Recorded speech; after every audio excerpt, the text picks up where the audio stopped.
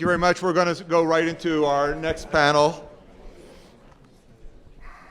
I have the pleasure of moderating a panel on internet governance. I'm not going to spend any time doing the introductions of our terrific panelists, other than to note that unfortunately our friend Naser from the United Arab Emirates is not able to join us this morning, but we're very lucky to have Kathy Brown from Verizon with us. And normally I'd go and read Kathy's bio because it's not, for some reason, in our book. Everybody else's bios are here. But since everyone, there's an addendum. Well, in any event, since everyone knows Kathy anyway, that's easily done. I hadn't actually focused on the relevance of our panel following up on Eric's presentation a few moments ago, but I would note that Eric's presentation focusing on the dislocations, the problems, and some of the good news associated with technology and employment and economics here in the United States is something that, on the one hand, resonates internationally, but also is fundamentally different internationally. Internationally, I think the story has been of technology, and particularly the internet, has been extraordinarily positive. Over just the past few years, as I think some of our panelists will probably talk about as well, literally hundreds of millions of people around the world have been able to use new technologies to rise from dire poverty to either just being poor to perhaps the middle class. This transformation, these hundreds of millions of people, and the profound economic positive impact it has had has driven a lot of both political, economic, and social changes globally. We're going to focus on one aspect of those changes, which is internet governance. Internet governance is a term that is often used and but however less often understood. The Secretary General of the ITU often uses the term internet governance, and I think it's fair to say that he usually uses that term as a way of referring to ICANN and the issues associated with ICANN, and we're honored to have Steve Crocker with us, who's the chairman of ICANN. But to my mind, internet governance is a much broader concept. The administration has been talking about internet governance for the past few years as part of its push for a multi-stakeholder approach, that is, having a wide variety of people, institutions, and others participate in the decision-making about the future of internet, both from a technical, from a policy perspective, and otherwise. This discussion has been going on now for many years, for the past decade at least. We've had the UN Heads of State Summit, the World Summit on the Information Society in 2003 and 2005. There'll be much focus, I think, on our panel today about the treaty-level conference that the ITU is hosting in Dubai in December. The WICIT, the World Conference on International Telecommunications, extraordinarily important. It is a treaty conference. It'll be making international law. And then next year, there'll be policy forums. For the next few years, there will be a series of major international meetings and discussions about changing the laws and policies with regard to the internet. There's been tremendous amount of focus on these issues recently. Places like the Wall Street Journal, New York Times, and elsewhere, fairly normal places to have these discussions, has been very focused on this. I have been struck not only from the global perspective of what's been talked about, but the fact that there have been major articles in places like Vanity Fair start to tell us that this actually has importance beyond those in this room and a few others around the world. This issue is extraordinarily contentious. We're hoping that this will be a very lively conversation, if not debate. What we're going to do is I'm going to ask each of our panelists to speak for 1 or 2 minutes only, to give an introductory statement, not a speech, but to give them an opportunity to make sure that you all have the benefit of 1 or 2 things they want to make sure that you know from their perspective. I will then be asking a few questions using my prerogative as a moderator, but I hope and expect to go to questions from the audience as quickly as possible and to make this as interactive as possible, and I'm encouraging the panelists to ask each other questions as well. So I'm going to start off with Renato from Brazil to talk a little bit about what he's been involved in Brazil. Renato. Thanks, David. Good morning, everyone. And when you talk about internet governance in Brazil right now, the most important issue that's arising there is how to develop laws, or even if you have to develop laws regarding internet. And I think this is not a Brazilian challenge. This is a world challenge, because it's very hard, to understand this new world, as Eric was telling us right now.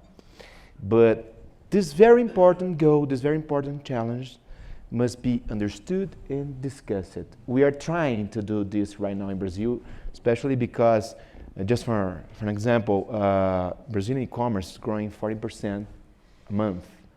And we are the second in numbers using Facebook. The Brazilians, they love to use Facebook and they love to interact. So in some fields, in some matters, Brazil understands that we need to have to develop new laws. The main concern is how to. And my special concern is regarding, the difficulty that we have right now when you talk about time.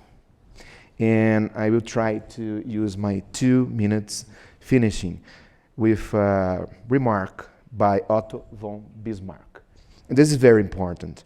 Laws are like sausages. It's better not to see than being made. That's my concern, my strong concern when we talk about technology, especially internet governance. Thanks, Dave. Thank you very much, Renato, and I appreciate your being brief. Renato, can you talk a little bit about, Brazil is often a confusing place for Americans from a policy-making perspective. Very active industry, very active internet group, as you say, growing very rapidly. The government often takes a G77 approach of leading from the developing world, yet industry is often very, very involved and has views very similar to technology and other views in the United States. How are decisions made in terms of international telecoms and internet policy in Brazil? We are receiving right now, David, lots of foreign investments, especially in this field, in telecommunication field. But we have some hard problems in a political side, in a political field in Brazil. So my other concern is when I notice that we have some politicians in Brazil that they just realize, they just notice that they can use, this discussion, everything related to internet or technology or telecom, for themselves. We don't have much time. Now we have this problem in Brazil. I think it's not only a Brazilian problem, but answer your question, is a Brazilian concern right now. So we are trying, to focus, but on the other side, on the other hand, we are facing these political problems. And I don't know how to solve it, and I even don't know if we have ways to solve it. But I have a suggestion, and I'm trying to give the suggestion in all conferences that I'm participating in Brazil and overseas. Now we have to focus. We have to have a specialized Congress, specialized court system, specialized police, specialized IT governance. Why not? Luigi, you're chairman of ETNO and otherwise, a lot of focus on ETNO's proposals recently. Perhaps you can talk to us a little bit about that. Yes, first, thanks, David. Thanks a lot for this invitation, and thanks a lot to Tom Leonard. I think that for us, this is an important occasion to clarify our position. I think, let me say a few words. First, I think all of us, we recognize the changes the tremendous changes that our industry is doing, and that we have in front of us. But there is something that is, we have a different view respect to some our US friend. Do we really think that everything is fine, everything works well? Internet will continue to work in this way with no problem? We don't think so. What's happening in Europe? This is the fourth, David, this is the fourth year in Europe, unfortunately for us, but this is the reality, that the European telecom operators are losing revenue in a percentage of 2-3% per year. And on the other hand, we have to invest more. And we believe that this situation is putting at risk our capacity to invest. And what is a risk is the sustainability of the internet economic model, which is starting not to work anymore.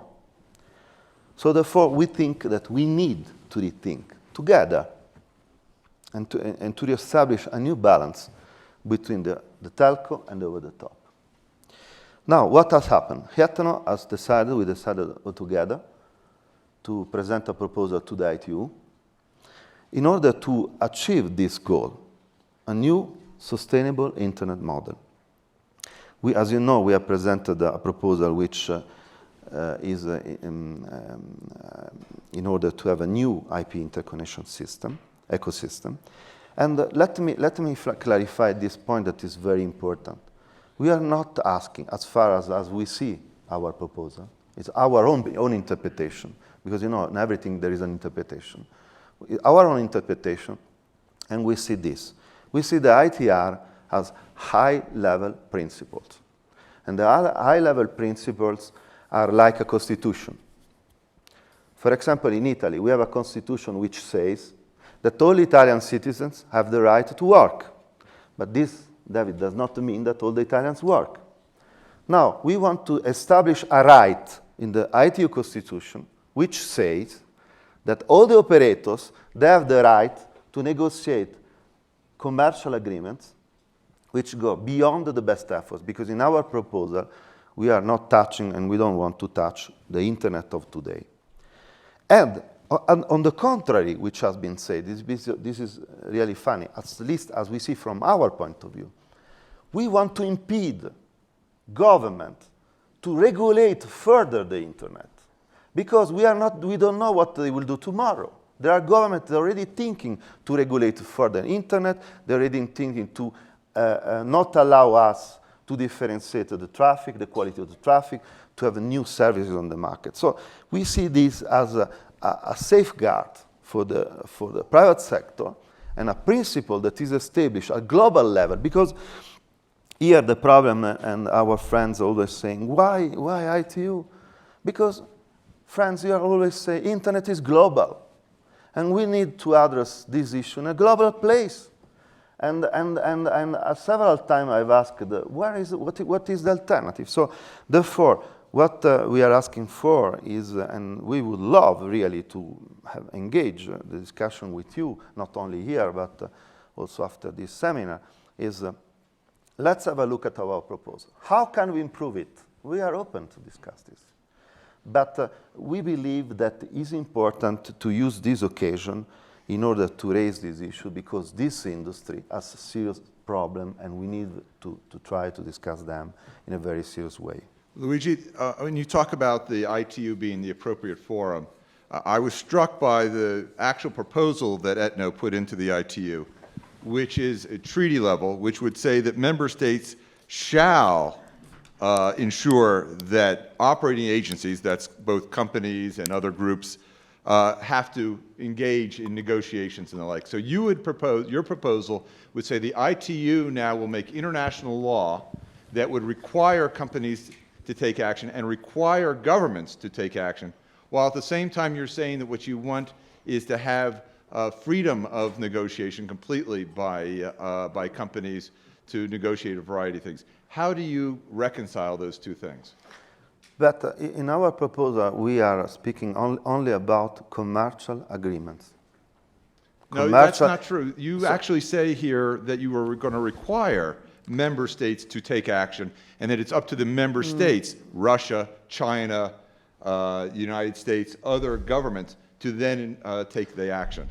Well, sorry, but we need to understand what does it mean take action. If take action mean that they should not prohibit, not limit the possibility, the right of the telecom operators to offer to a commercial agreement. This is all about it. We are not extending the power of ITU, we are not extending the power. On the contrary, who should be against our proposal? The member states. Because if this pass tomorrow, they cannot, it will be much difficult for them to introduce new law which will limit further, will regulate internet. Because, sorry, we are here to discuss the net neutrality, because the net neutrality is already a way to regulate the internet.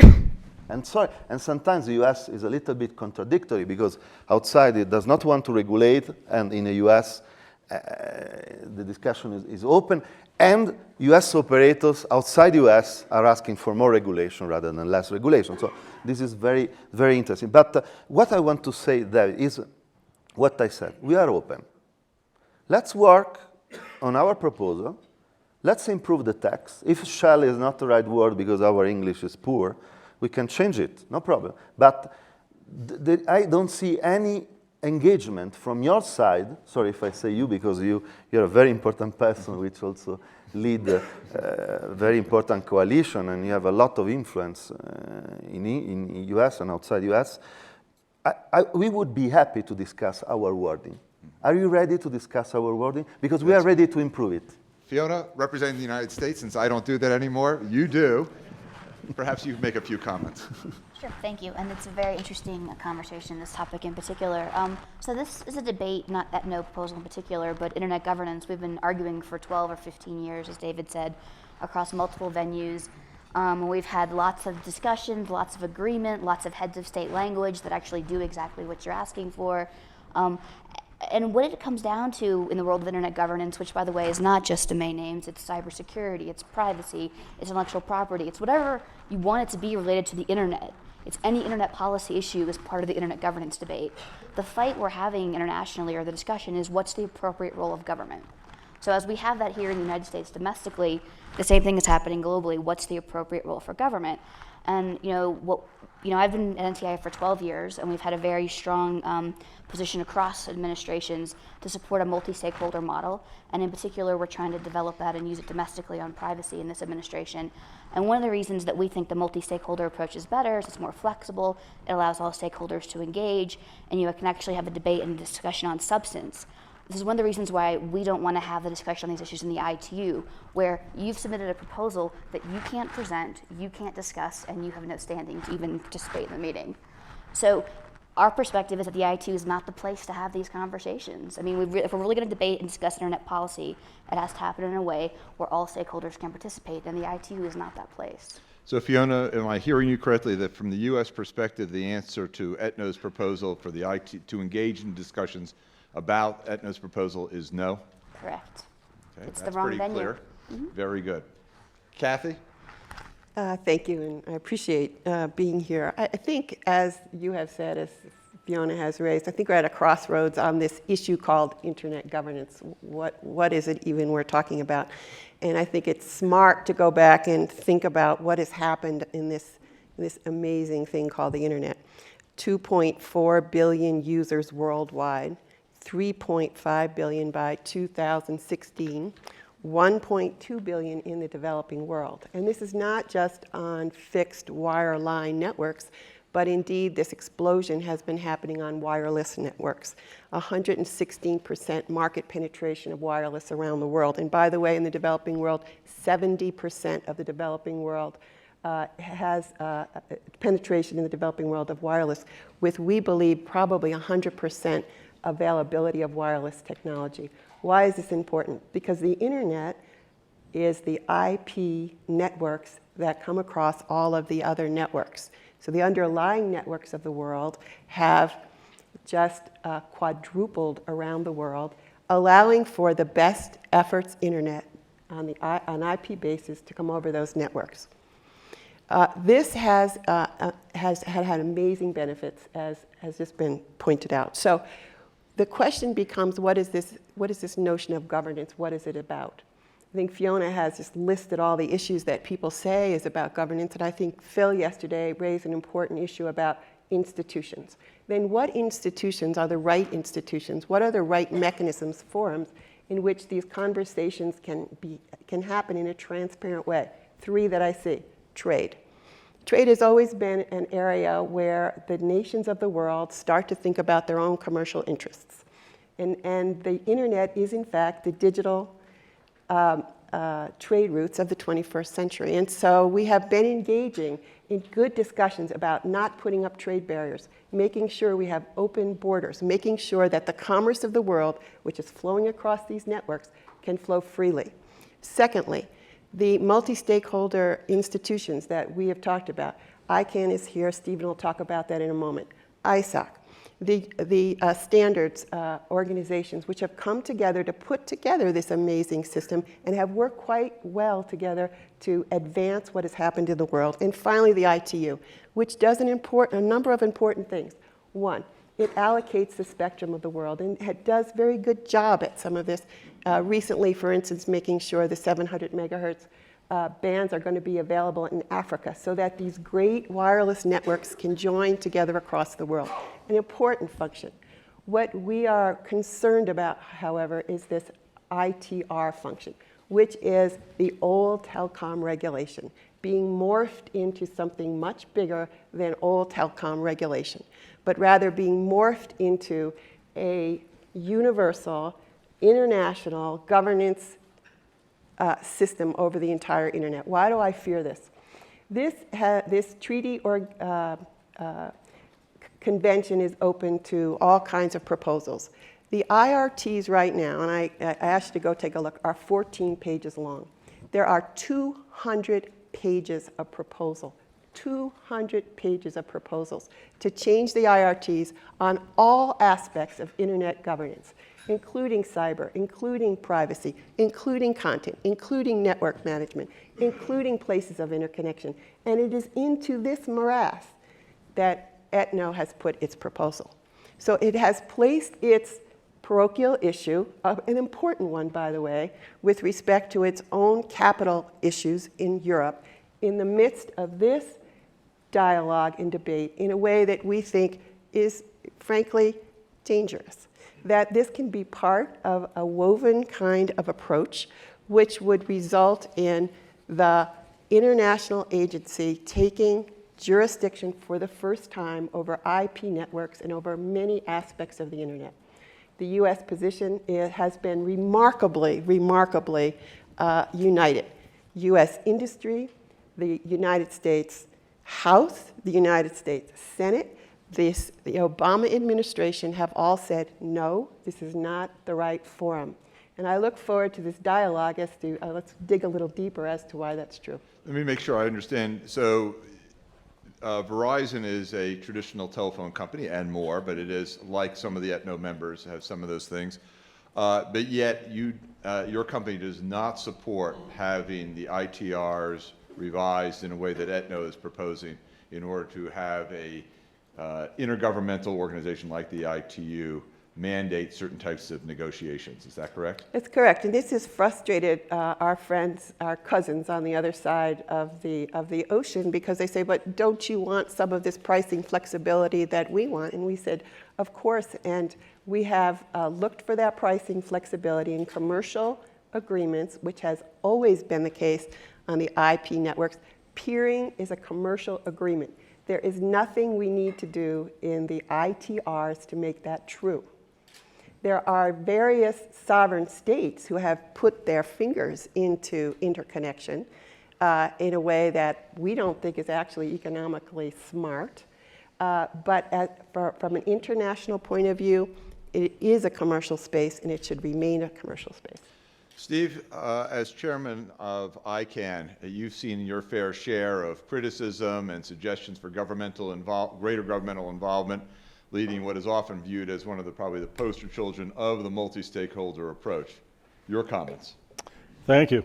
So this is my first time here, and I was warned about stepping into the lion's den of another set of critics for ICANN. It's not that we don't have enough. And so I was favored a while ago with a little button that says, I love trademark attorneys. And I was told that if I wore this, I'd have safe passage here. I want to try to hit very briefly three sort of levels of focus going from narrow to broader. So with respect to the ETNO proposal, I like most of what's been said here. Jeff Houston wrote an article recently that I think summed up very nicely. He gave a perspective. He said 10 years ago, the content industry was nascent and struggling for a successful business model and looked hungrily at the transport portion of the industry and said, we should have a portion of your revenue because we're providing the content by which you make money. 10 years later, the content portion of the industry is doing very well, Facebook notwithstanding, and the transport portion of the industry is now looking at the content and saying, oh my goodness, we're carrying your content, you should give us a portion of your revenue. And Houston concludes his blog with very direct, he said, we said no then, and we should say no again. And that's the end of that. If I step back and look more broadly and take Fiona's formulation of internet governance, it is a very broad term in which it means whatever anybody wants it to mean. It's a whole set of issues from cybersecurity to trade control to more subtle things of acting as a proxy for geopolitical wars, to being worried about loss of control. I was in a meeting a few years ago in Russia, and I was taken aside and had a little side conversation. And the question was posed, what would happen if the US took Russia off the internet? So from my perspective, that's the dumbest thing the US could ever do, if it could do it, which it can't do. And what I wanted to tell the guy is that if you could make this happen, it would be your best day, because the reaction worldwide would be fantastic. But there is a set of fears out there about loss of control or about the intrusion of ideas in a social sense that can upset nation states. So when we have discussion about internet governance, I would very much like to subdivide that discussion into specific topics. Are we talking about phishing and fraud? Are we talking about extortion attempts against enterprises or espionage? Are we talking about control over trade policies or about revenue? Are we talking about national security issues? All of those, very broad set of things. And the discussions are quite different, I think, that if you get down to the specifics, you get quite different things. And then backing up to Eric's fantastic talk, it was both new and old at the same time. A lot of statistics that are very graphic, and yet, as we heard from questions in the audience, in some ways this is the same discussion that was predicted. I remember when IBM was heading toward ascendancy in the early 60s, there were all these dire predictions about unemployment, about automation. Desk Set was one of the popular plays and movies. And you go back to the cited writings of Keynes and others. The main message from Eric's talk, and he focused on the U.S. economy and the distortion and the diversion between the growth of wealth versus the creation of jobs, is that that sort of distortion is multifaceted. It is global and will have an impact on nations across the globe, and it is multi-level. So it'll have an effect on nations, it'll have an effect on specific industries, it'll have an effect on specific demographics. And the ETNO proposal, for example, is an instance, it's kind of a classroom exercise, if you will, about how that class of distortion is being applied to pit one portion of the industry versus other portions of the industry, because that rising tide is not raising all of the boats at the same time. It's understandable from that perspective why the reaction of the portions of the economy that are on the losing side would choose to say, well, we don't like the fact that this is playing out badly for us. Let's take control using governmental mechanisms so that we can stop that. Probably not the best strategy.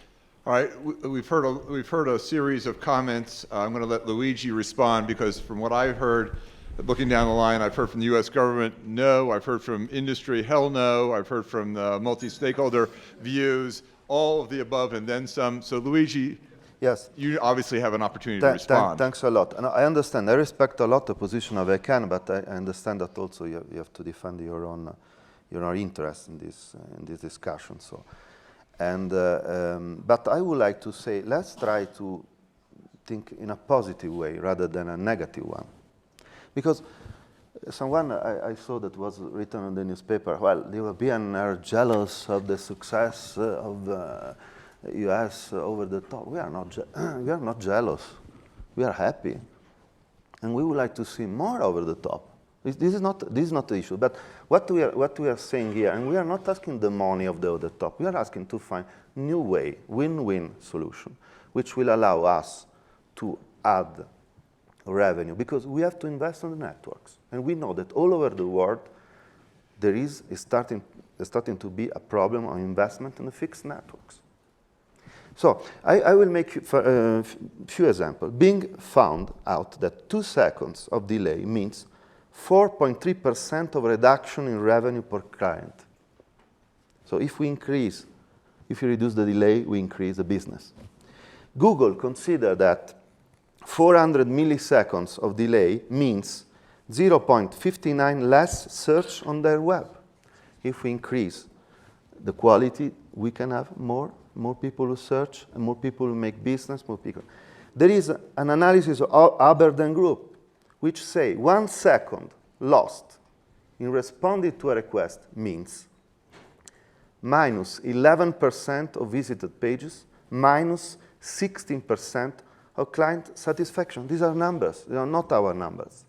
So it means we are working in order to create a new level of services, which will add value. And we believe in the internet. It's not true that the operators are against. We as you, because we should respect each other. We believe as you on the future of the internet. And for this reason, we are raising the issue of sustainability on the internet. Because if the system one day will not work anymore, then all of us, we will be in trouble. Not only the telco, also the over the top.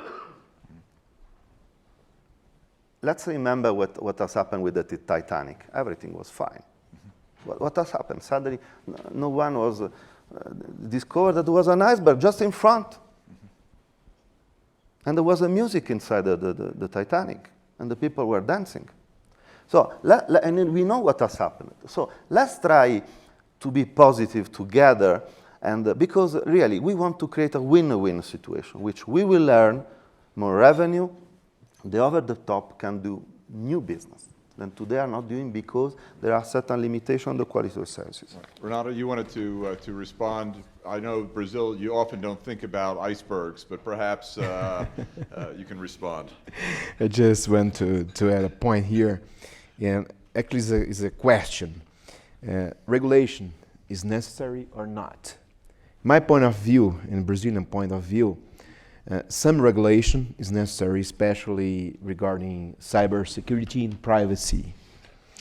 But if the answer is yes, no, not totally, but in specific issues and matters, how to balance the regulation to address all these interests regarding for the internet users, the internet players, how to balance? That's probably the main goal right now. And what's the best forum, the best place to discuss these issues? Here, I'm definitely sure that it's a good place. But in a technical way, we can talk about conventions, international conventions. We can talk about international treaties. Just remembering that we have, for cybercrime, we have the Budapest Convention, the Cybercrime Convention, was signed in 2001. But it's not working well yet.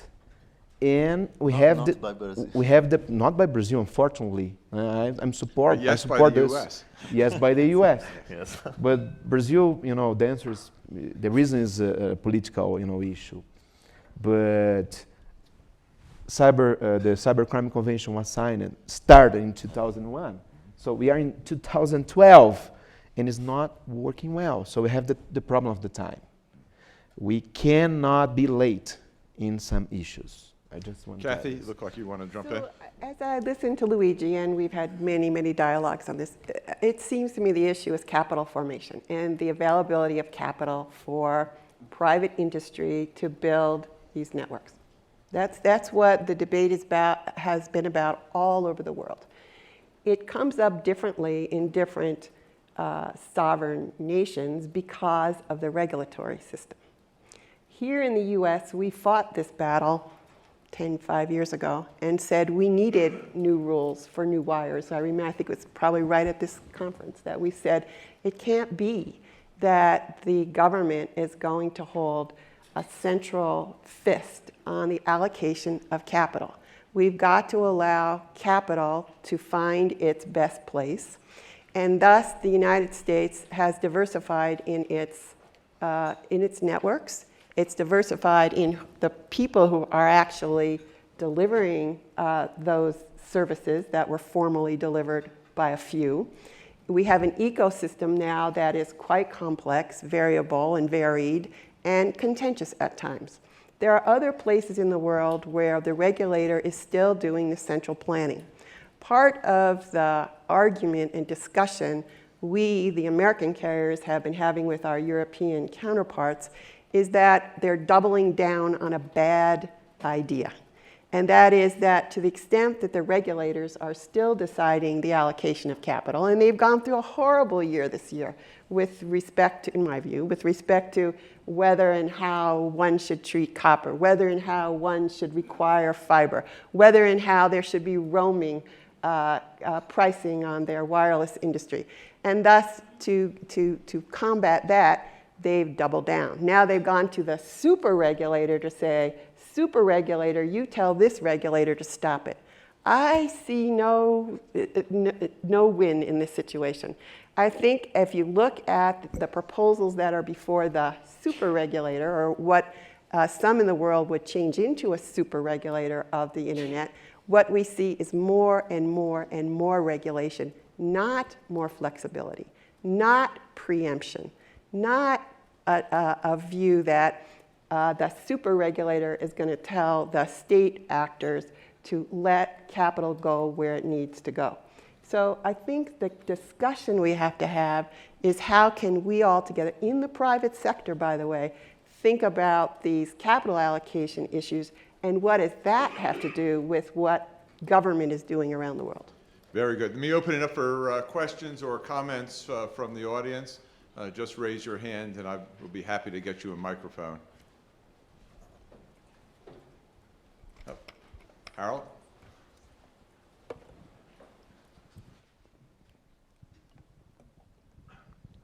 I just want to say, as somebody who's been involved, as Steve knows, I go back a long way in the ICANN internet governance process, and I could say that one of the things that was very much a preoccupation in the multi-stakeholder process at the beginning, in the first 5 or so years that we were engaging in this experiment, was that in fact there were different fora for different types of regulation. That one of the reasons why people said it's fine to put ICANN, which is supposed to be focused on this technical coordination thing, over here in this sort of private multi-stakeholder forum, is because for other consumer type issues there are national governments that are more suited to traditional consumer protection concerns, so that we shouldn't try to solve the identity theft problem necessarily through a multi-stakeholder process, but should leave these to other fora. I'd like to specifically ask Luigi, do you agree that there are issues that ought to be resolved much more at the national level, or perhaps the regional level, or through direct nation-state to nation-state negotiation, rather than at this upper level ITU? And if so, what are the criteria that you see distinguishing between the stuff that belongs at the ITU or some kind of other larger multinational structure, and what belongs closer to home? Yes, I think we have had before this seminar, one seminar in Brazil with Renato was present, and there were a lot of people from private sector, from university, from public sector also. And I've asked to everybody, Renato, you were there, to all of them the question, should ITU have a role or not? And the answer has been from all the participants, yes, should. But this does not mean that in parallel you can have also other roles of other fora, because we don't see, and what we want to see, I want to just to be clear, we are not asking, in our proposal, as far as we see it, because it's also a matter of interpretation, but this is our authentic interpretation because it's our proposal, we see that we are not asking ITU giving power to ITU. We are just saying, we see the ITR should be very high-level principle. So what we are saying that the operator should have simply the right to negotiate commercial agreements. That's it. It's beyond the best effort.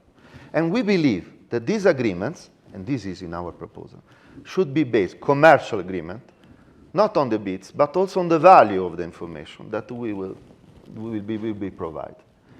Having said that, we don't see any contradiction by the fact that this can be established as a general level in the ITU, and then discussed also in other fora. So we and we don't see any contradiction in this possibility. Fiona, you might have a comment, and I want to point out, because it may not be clear from what Luigi was just saying, as part of the ETNO proposal, it would require member states to require operators and others to negotiate peering arrangements based on, among other things, sender party pays. In other words, whoever has the content will now have to pay for further for the transmission of the content. And that payment should be based, or at least negotiations should be discussed, the value. In other words, not just a per bit, but somebody's going to have to figure out what the value of that transmission is for... Based on commercial agreement. This means that if there is someone who is interested, we can do that. We have the right. But should not be prohibit, should not be regulate, should not be limit. Because what we want to see, and the risk could be also even in the US, that we could see more regulation of the internet in the future. And we don't want to see that. Fiona. So this is getting to the point I was going to make as well. So the ITRs, so the ITU has a variety of different documents and instruments and 4 different treaties it has. This one hasn't been updated since 1988, and it's fundamentally an agreement between member states. It's 193 member states now, and it's member states agree to do X, Y, and Z. So in the case of the United States, to implement the proposal that you've put forward, if the United States agreed to it, the State Department would have to get negotiating authority, would sign it. It would most likely be delegated to the FCC to implement, which means the FCC would have to do a rulemaking and develop rules to implement your proposal. That's how it would work in our world if we were to do this. So there's that. The proposal itself doesn't respect the way the internet technically works. So you have to basically change the internet's topography and how technology works. And I think Steve's very helpful reminder of Jeff Houston's article is very good, because we have had this discussion for 10 years, and it was the other side that was looking for revenue sharing versus this side. And 10 years ago, we said, look, you've really got to look at your domestic situation. You've got to open up your markets. You've got to develop and encourage local content. You've got to develop IXPs. And that's what's happened. And maybe that's the case in this instance as well, which is what's happening in your domestic market that's requiring or that's resulting in such an investment problem versus going to the ITU, which is member state to member state. If we undertook this obligation, we as the government will be required to implement it through a regulatory process. Luigi, as you answer Yes. Fiona's point, let me ask, is the reason why ETNO has put forward its proposal is that ETNO's members are unhappy with decisions in Brussels in terms of member state? Why are you doing this as compared to other countries who obviously don't see the need? I think that, as has been said, the situation in Europe is very different from US. First, in the US, you have one market. In Europe, we have 25 markets. Second, in the price, in Europe has less than half than US. So, and this is a big difference. Third, as has been said, the fiber has been treated in a completely different way, basically until before the announcement of Nelly Cruz did in July. The fiber was cost-oriented, and the idea was to regulate the fiber in the same way the copper was regulated. But the funny thing, at which I felt really interesting, that US operators outside US are asking for more regulation. So, and when I saw, and I read on the newspaper, ETNO is say regulator arrival. It's the same for US operators. They are not coherent, because when they are here, they say something. Then when they are outside US, they say something different. And there are members of US operators that are members of new entrants in Europe, which are asking for nationalization of the network, separation of the network, unbundling zero should cost zero because the network has no value. And they share being member of this organization. They're in a certain way, they support and share this view. Kathy, would you like to talk about any of that? Yeah, so this is ACTA, which is the, what was the counterpart here in the US, the sort of the unbundler kind of folks, of which we are, we sit in every forum. So we've not signed on to I know what Luigi's very upset about, and we'll have some discussions. Okay, very good. Let me open it back up for comments or questions from the audience. All right, well, I will continue until you guys think of something good. Renato, talk to me a little bit, if you could, and to our audience, about Brazil and its relationship with others, member states, other countries in South America. There's often a sense that that the importance of governmental regulation of the internet is much greater down there. I remember having a conversation with the Brazilian minister who talked about the fact that it was very difficult for him to be able to explain to the Brazilian people that a organization like ICANN, a non-governmental organization, played such an important role in the operation of the internet, because if there are problems, he explained that the Brazilian people would expect him as a government official to help solve those problems. Is that still true? Is there still this tension about whether, who's in control and the relationship between non-governmental entities like ICANN and others and the government? Actually, right now, we are in a new stage. We have, just for an example, right now in our Congress, and we are discussing a project called Internet Bill of Rights. It's very interesting because this bill of law, was in the internet for more than 6 months, receiving thousands of suggestions from everywhere. And we are trying right now to regulate, in a principle, the net neutrality. Just for an example, it's a very short bill of law with no more than 25 sections.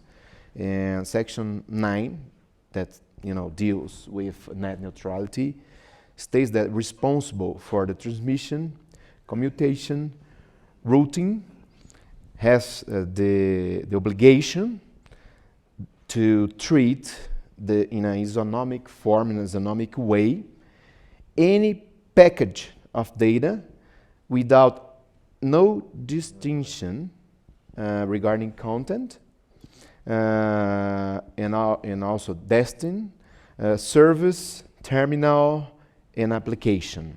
This is very general principles, and we have some exceptions, like technical exceptions, of course, but we are still discussing this to try to find, the best ways how to balance, all the interests in this situation here.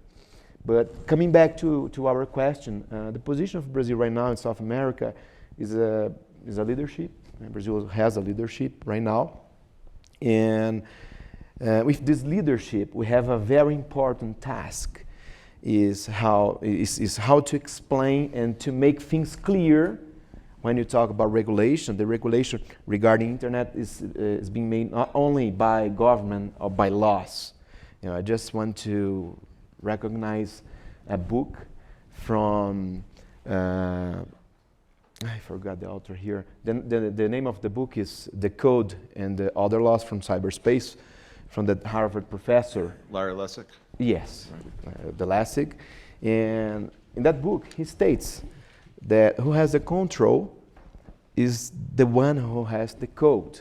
So again, we have to balance the one who has the code, the technical provision, the technical ways, and the ones that the society, what the society wants. That's the main difficult goal that I think that we are facing right now. Steve, you want to talk? Yes, thank you. The stress on institutions, I think, is a theme that comes throughout here. So when I've been associated with ICANN for quite a long time, and one of the portions of the ICANN organization is the Governmental Advisory Committee, which is representatives from governments around the world.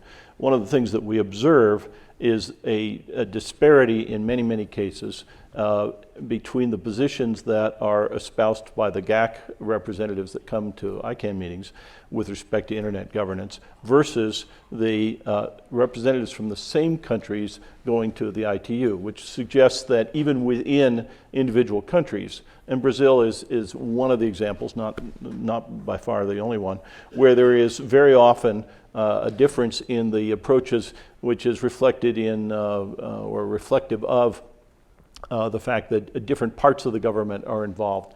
So one of the sort of more subtle effects and issues to be dealt with, I think, locally within each government is how to unify the positions and provide better communication across that. And I think that's one of the institutional stresses that's going to play out. The other comment I would make about institutions is you made reference to the importance and visibility of ICANN in the internet governance space. I often liken ICANN to a small structure in the middle of a vast desert, and that in the set of issues related to internet governance, our mandate is very, very small. But there aren't enough comparable institutions that deal with the other classes of issues. And so like 8-year-olds playing soccer, everybody sort of runs to us as if we are the focal point and the solution. I'd like to see a much richer landscape of institutions that are appropriately fashioned for dealing with the many, many aspects of cybersecurity and trade imbalances and all of the endless sequence of things. And that ICANN can sort of comfortably take its position within the landscape without sticking out like a sore thumb. Right. Fiona? So I think our relationship and the structure of ICANN has evolved a lot in the last 12 years. And I think you were referring to concerns expressed by a lot of countries in sort of the 2003-2000 timeframe about the role in particular of the US government in ICANN. And we've done a lot in the last 4 years to really evolve that structure. We had a partnership agreement with ICANN that has expired, that's been replaced with an affirmation of commitments, and has actually set up an international multi-stakeholder review of ICANN's execution of tasks. It's no longer the US government. We most recently took the Diana Functions contract and put that out for a public comment twice to get input into the process and to get input from stakeholders. So I think in the last 3 or 4 years, there's been a lot of evolution and adjustment of what people perceive to be the US government's role and branching that role out to include everyone, not just us. Fiona? Kathy, go ahead. I just wanted to add to something Steve said, and you were there as well. I think a number of us were.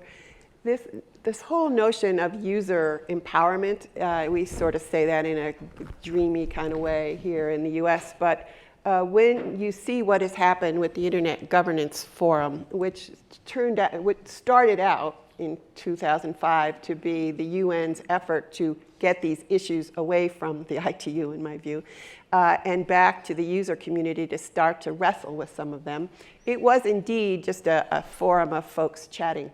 In the last number of years, folks have self-organized. And so we see regional IGFs. We were in East Africa just this past year, where there were thousands of people, users together, taking up these issues and trying to figure out a way between users, providers, and yes, government, how this could be solved in really true multi-stakeholder dialogue.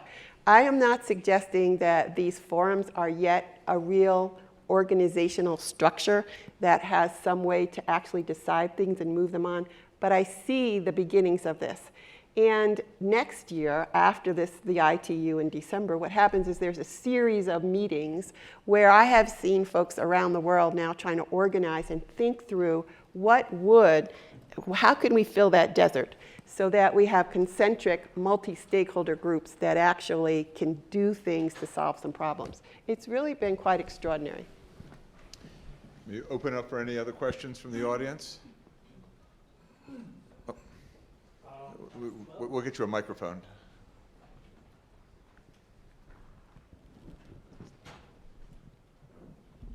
Thanks. This may sound stupid, but the question goes mainly to Luigi. I'm kind of course, sympathetic to the problem that you're mentioning. If you're not making money, it doesn't make sense to come up with new investments. I'm just wondering, isn't it possible to get a return on your investment by charging consumers for additional services? Such as, for example, I personally love playing video games online, and I would pay $5 a month extra if someone would offer a service with very short latency where I can play the video games better. Wouldn't that kind of solve your problems if you had like a package deal for people who want to watch a lot of videos, for a different package for people who want to play video games, so you wouldn't have to touch the net neutrality issue and just charge the consumer for providing special services? But this is precisely the sense of our proposal, because in Europe, as I said, the level of price is extremely low, and it would be very difficult to increase the price, because once you set a very low price, it's very difficult to change, even if you can introduce a new scheme, new offers. So therefore, we would like to target customer who would like to pay for other services which have more quality, and there would be available to pay for that. And we don't want to see any restriction, because if we start to invest because in 1 year time, 2 years time, we can have this debate again, even in the US on net neutrality. And we would like, in our proposal, which is based exclusively on commercial agreement, that we should have the freedom to make commercial agreement based on the value of the information, and not only on the bits that are transported. And this would benefit us, because we could have additional revenue, and would benefit service provider who will be capable to offer new services that today are not able to offer on the market, because the best effort does not allow them to offer such kind of services. Renato, you said you wanted to make a comment? I'm following the tweets here in the TPI Aspen, and I found two very interesting ones. The first one is any regulatory body that gains control of net will be captured by corps, lobbyists, big money, must distribute control to avoid. And the other one from the same person, Brett Glass, best solution is original one. You own, control your own network. Connect to others, pass traffic on your own terms or as agreed. Very interesting. Any other questions? Got Carlos here. Wait for the microphone. Thank you, David. I wanted to congratulate Luigi for his job in trying to explain ETNO's position, because I've been in his situation before, and it's difficult when you have an audience that basically does not share your view or has a different understanding of your position. But I think that he has remarked precisely what I've been saying for a few months now, and that is that what ETNO is trying to do is gaining more commercial flexibility in terms of putting in the ground new business models that would allow the operators to gain more revenues, to invest more in their specific networks. But one point that I think is really important is this perception of the market as a double-sided market, because the last question shows how our understanding sometimes is just focusing on the retail level. It would be great to have flexibility to do segmentation at the retail level, and I think that we're heading towards that way. But we're seeing also different possibilities towards the wholesale level. And Luigi was explaining these different ideas about differentiated quality of service that may be beneficial also for the internet agents. So I think that this perspective is very important.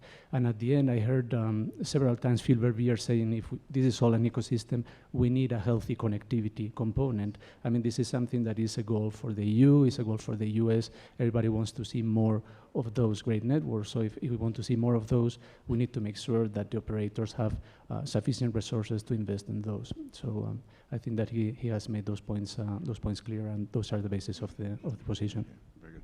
Any comments from the panel in response? Well, I appreciate that from Carlos, because I mean, I think I made those arguments myself 2 years ago. We should have the flexibility. It is a two-sided market. There should be all kinds of flexibility in the pricing. I think the objection we've had and the conversation we've had is this particular forum in this particular time is not the way to go. Reinhard, You have to push a button. I have a question to Kathy. And so Europeans speak up. Thanks to Phil yesterday night mentioning that at least some Europeans are here. I have a question to Kathy. We talked about that yesterday night very, very briefly. I think Luigi made a very good point. And if you look at the European discussion of, well, now restarting, rethinking about, well, don't we need net neutrality regulation in Europe? And so that's a discussion that could be very harmful for all network providers. And so Luigi talked about a win-win situation by including quality of service offers. And there is no very good basis for that, at least in the European framework.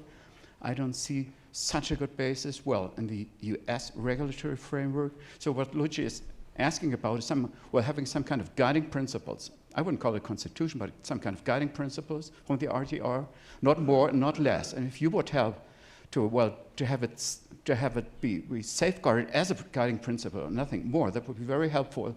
Then one can start a discussion on the win-win situation between network operators and over-the-top players. So it's just a coincidence that I sit next to Hal. But this discussion has not happened. And I think it's very, very courageous of Luigi being here in a panel which not David, not all of his opinion. So I think there's room for that discussion. It's only 3 months, but no one will think that, after January 1st, there will be regulations from the ITU. So, Reinhard, let me just say this. We actually stood with you before the European Parliament and made this argument. And we said that the law should be that the carriers in Europe and around the world have pricing flexibility in a two-sided market. We have stood with you in many forums on this issue because we agree with you from an economic point of view. We need to get this argument out of a place that could do us more harm than good. And if we could get ourselves there, we could, and I will always respect my colleague Luigi, and I respect his perseverance because he has not stopped on this, and I understand why.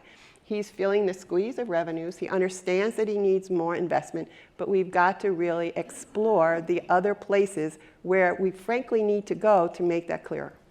Fiona, do you want to make a comment? I think one of the things that Reinhard talks about here is basically a preemption piece, and perhaps you want to talk a little bit about the role of the ITU as in terms of its enforcement authority, its ability to determine whether or not parties and member states are acting appropriately. So it's a very good point. So the ITRs, I think there are only 9 pages. I don't know why we keep debating whether there's 9 or 14, but it's 9. There is no arbitration. There is no enforcement authority. There's no way to. It's all the ITRs are a treaty, and you, as a country, you would have to still ratify it to make it enforceable in your own world. But unlike trade agreements, where you might have some kind of arbitration process, there is none in this case. Again, what you're asking for in terms of high-level principles already exists. And it's existed since 2005, and it was agreed to by heads of state globally through a UN summit, so it's even broader than the ITU itself. So I'm a little bit... Why are you opposed to put there? Because it's not a treaty. Why And it wasn't the ITU. So our concerns with your proposal, to Kathy's point, your concerns and your problems are very real for you, and we understand that. Our problems are the venue is not the right venue because it introduces broader harm and more potential problems for us on other issues. That's sort of, and also, the specifics of imposing a sender party pays would require some adjustments to the topography of the network. And I'm just not sure that that's where the internet technology itself is going to go. If this proposal is implemented, the internet of today doesn't exist anymore. That sounds like an opening for Steve. Yeah, thank you very much. So there's a lot of debate here about governance and laws and regulation versus economics, but I'm glad to hear at least one tiny bit of mention about the technology underneath these things.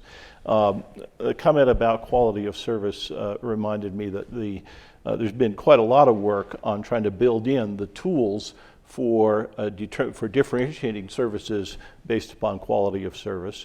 The results have been mixed in the sense that in some cases you can try to separate the traffic based upon response time or latency and so forth, or total bandwidth. And we do see different levels of service offerings from ISPs, 1 megabit versus 10 megabits and so forth, with a great deal of success. And on the other hand, the attempt to regulate to differentiate services based upon latency has often led to a much simpler solution of simply increasing the bandwidth overall in order to provide that service. I don't think we know yet where that is going to come out. It makes me nervous every time I enter a discussion that is policy oriented, as if one could control the facts by making policy without paying close attention to what the underlying technological facts of the situation are. And I think that we need to be pretty careful about this. Trying to measure what the value of the traffic is, or who the sender is even, is a bit tricky in the internet space. The assumptions that are inherent in that terminology do not carry over from telephony to the internet world. I haven't spent a lot of time on this, but I can imagine what Akamai does is it puts content close to the users. So what happens if Google puts all of its content out, either through its service, through its own servers, or through Akamai or some other, into very local regions? How do you recover the value of all of that, because it gets served up many, many times from a local place? And once you go down the path of saying, well, I know you're sending this traffic over here and we're going to charge you based on the value of it, but the value is much higher because you've got a server in our country now, and so we have to charge you 10 or 100 or 1,000 times what we would charge you if you were just serving up one customer, and now you're down a very slippery slope. Well, I think that's an excellent place to end our conversation, since we're out of time. I think particularly since we're at the Technology Policy Institute, Steve's point that we should be making policy that reflects technology, not just making it up, as many of us often do, is a very good one. With that, I think we should thank our panelists for a terrific presentation. Thank you.